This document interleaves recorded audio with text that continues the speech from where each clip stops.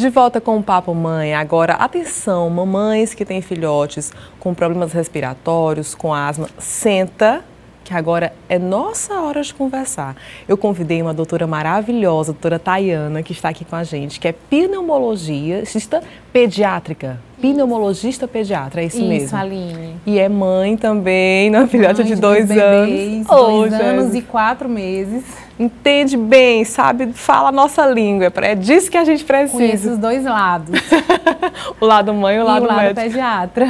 Já tenho várias perguntas, doutora. Sim. Bom, a primeira delas, nós tivemos aí a repercussão, né, infelizmente, a morte da Fernanda Young, que aos 49 anos morreu de asma, que era uma coisa que assim, meu filho tem asma, poxa, que chato, mas também não precisa me preocupar, porque asma não mata. E aí a gente recebeu uma porção de directs pedindo pra gente tocar nesse assunto. Como assim a asma? Primeira pergunta, asma a gente agora descobriu que pode matar sim. Isso, asma pode matar sim, para surpresa de muita gente. O que acontece é o seguinte, a asma ela é uma doença inflamatória crônica das vias aéreas inferiores. A gente tem essa classificação, dividimos as vias aéreas na porção superior e a porção inferior. E a asma é uma doença das vias aéreas, mais precisamente dos brônquios. E o que acontece durante a crise de asma? É um processo inflamatório crônico e, por ser crônico, a asma é uma doença que não tem cura, ela tem controle com as medicações adequadas e ao longo da vida esses sintomas podem chegar até desaparecer. Então ela induz um estado de inflamação, os brônquios, que são as vias aéreas, eles ficam num estágio de inflamação e com isso reduz o calibre. Então, sim, o ar tem dificuldade para entrar. Por isso que a criança fica com aquela dificuldade, porque o espaço do ar fica estreito. O espaço fica estreitado por esse processo inflamatório e aí são os sintomas que elas geralmente manifestam. Tosse, a respiração fica rápida, fica curta, a criança pode se queixar de aperto no peito e tosse também, que é um dos principais sintomas. A gente já associa a figura do asmático, doutora, àquelas bombinhas, né? Posso falar o nome? Aerolim, né? Que as mães, né, sempre falam e sempre tem. E aí a senhora explicou que os brônquios ficam assim estreitos e ele é um bronquiodilatador. Ele abre espaço para que o ar possa passar com maior facilidade, é isso mesmo? É isso mesmo. A parede dos brônquios, ela é revestida por músculo, tem um tecido muscular. Então o broncodilatador ele age a nível desses músculos, faz o relaxamento no momento da crise, causa esse relaxamento e com isso o diâmetro aumenta novamente e o ar passa com mais facilidade. Só que assim, é importante ressaltar, já que a gente está falando das bombinhas, né? Existem 2 tipos de bombinhas, que seriam os corticoides inalatórios, que seriam medicamentos de manutenção. Qual que é a finalidade dos medicamentos de manutenção? É evitar que a criança entre numa crise. Então, são remédios que a criança tem que usar todos os dias. Tipo o Flixotide, tô falando dos nomes comerciais, né, doutora? Flixotide, o Clenil, que são os mais comuns. São medicamentos que a criança tem que usar sempre. E quando ela está na crise, ela usa também, mas não são medicamentos específicos de crise. Para as crises, nós temos os broncodilatadores, que como você colocou, o Aerolim, que é o grande nome durante a crise. Então, e além disso, também temos os corticoides orais, né? Os famosos xaropes, prednisolona, e que são medicamentos que erradamente eles costumam ser usados como se fossem xaropes para tosse. Muitas mães já são acostumadas a ter o remédio em casa e aí a criança começa a tossir, acha que está mais cansada, começa a usar como se não tivesse nenhuma repercussão. E não é assim. Esses corticoides por via oral são medicamentos que trazem sim um risco a longo prazo. Então a gente tem que ter muito cuidado quando for. Pronto, vamos lá, doutora. A gente sabe que o corticoide é uma medicação que traz aquele benefício rápido e que tem os riscos a longo prazo. Porém, algumas crianças só saem da crise com o corticoide, né? Isso. Eu sou mãe, eu posso falar, não sou médico, Predsim, Prelone, para vocês me entenderem. Então, só sai da crise com aquela medicação. O que a gente consegue fazer? Uma vez a criança entrou em crise, está com aquela respiração, cansaço, fez a bombinha, não resolveu. existe outra forma de aquela criança sair da crise sem ser lançando mão do corticoide? Tá. Como a asma, ela tem muito uma manifestação individual, duas crianças da mesma idade, com o mesmo diagnóstico, elas podem não manifestar os sintomas da mesma forma. Daí a importância dessa criança ser avaliada, o médico vai auscultar, vai examinar, vai fazer aquelas inalações de resgate, que são aquelas inalações que costumam se fazer no pronto-socorro, seriadas, faz uma, aguarda um tempo, 20 minutos faz novamente, faz a terceira, reavalia a criança e vê como foi a resposta individual dela ao broncodilatador. A partir daí, ele vai determinar, a partir de como ele viu que a criança respondeu, ele vai determinar qual o melhor tratamento para a crise. Perfeito. Quando é uma crise de moderada a grave, a criança realmente vai precisar do corticoide oral, entendeu? E qual que é a importância do inalatório? Quando a criança ela usa corretamente o corticoide inalatório todo dia, com o espaçador adequadamente, tem toda aquela técnica de higiene ambiental correta, os pais são orientados, isso dificulta que a criança entre numa crise. E a partir do momento que ela entra, porque não impede, apenas dificulta. E se ela entrar numa crise, a crise dela vai ser mais leve, tende a ser mais leve do que uma criança que não tem o tratamento adequado. Existem algumas medicações que têm apresentação tanto o spray, a bombinha, como em aerosol. A eficiência é a mesma? Na verdade, nós temos a bombinha seria o spray, nós temos o pó seco também, que são em forma de pó. A eficácia é basicamente a mesma. Depende muito da idade da criança, entendeu? Os sprays são para crianças menores, que elas não teriam que ter aquela técnica de encher, de ter que prender o ar, que isso é mais para os dispositivos de pó seco. Certo? O spray, a criança tem que respirar normalmente, que também era uma dúvida, né? Uma das dúvidas que nós recebemos, gente, é a seguinte. Teve uma mãe que mandou um direct pra gente desesperada, que ela falou assim, eu sempre usei a bombinha, o filho dela tem 2 anos, com o espaçador.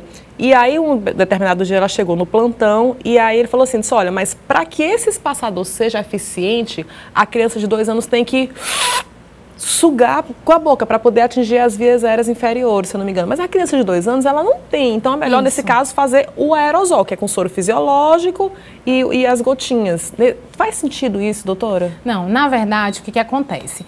Quando o medicamento ele é dado pelo espaçador, já foi provado em diversos estudos que a eficácia dele é bem maior, porque são partículas em suspensão. O aerosol é partícula em suspensão. Então, dependendo do tamanho dessas partículas, eles conseguem atingir a via aérea mais distal, aquelas que estão lá no finalzinho. Então, com relação ao inalador, o nebulizador, que faz com soro fisiológico, o que acontece? Às vezes a criança mexe, ela não deixa fazer adequadamente e a quantidade que chega na via aérea inferior é menor. Isso já está provado. Então, quando a gente faz a medicação no espaçador, a eficácia é bem maior. É maior. Isso. Doutora, tem diferença? Existem aqueles nebulizadores que são silenciosos, inclusive eles são até mais caros, né? Onde a gente coloca uma porçãozinha de água e tudo, e aí ele rapidamente, no nebulizador convencional, demoraria de 5 a 10 minutos e lá com 2, 3 minutos ele já resolveu.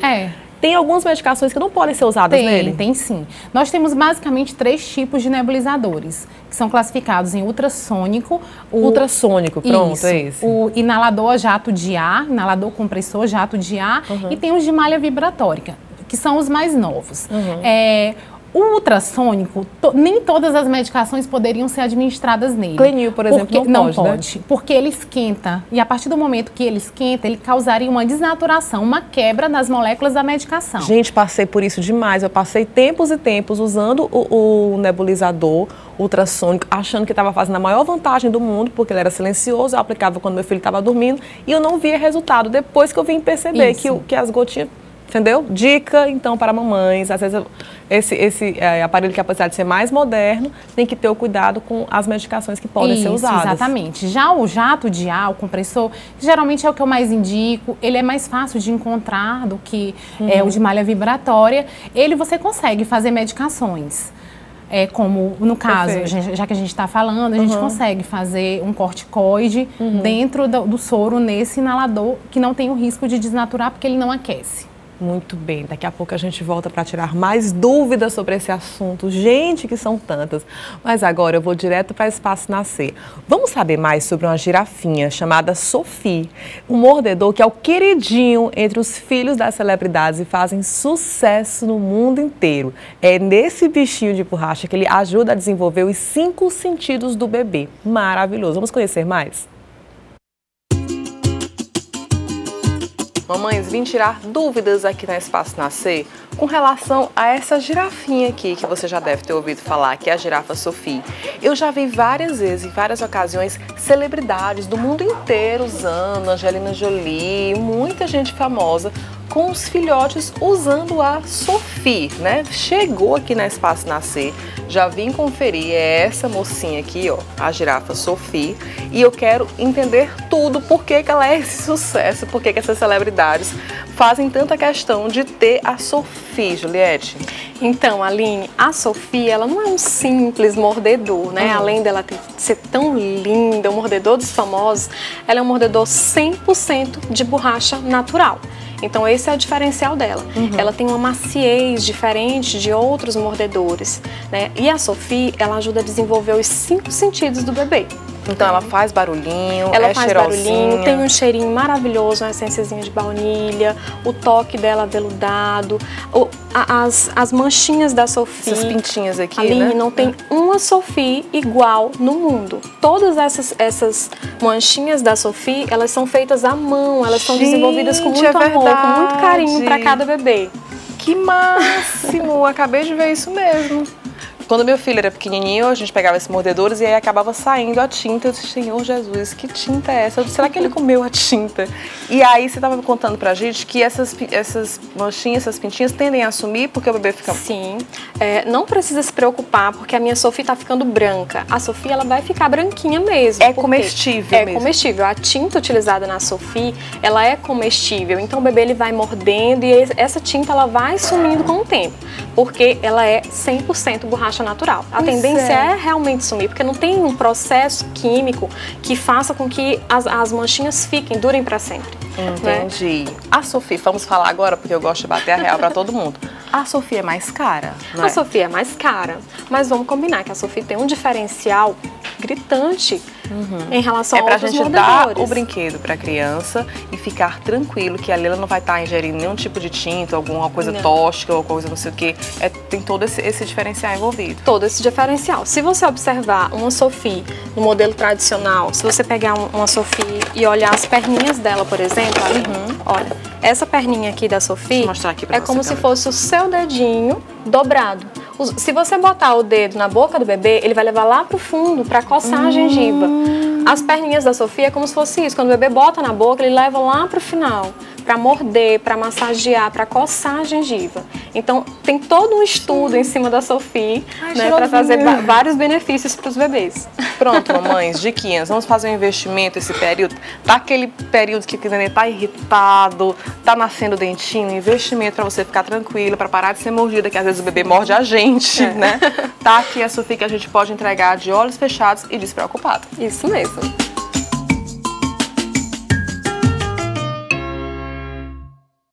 No tempo que estava nascendo os dentinhos do Bruno, meu filho, eu chegava aqui com as patacas roxas, de tanto que ele me mordia. Comprei, paguei só as prestações, deu tudo certo. Entreguei a Sophie e resolveu. Daqui a pouco a gente volta para falar mais sobre asma e doenças respiratórias. Até já!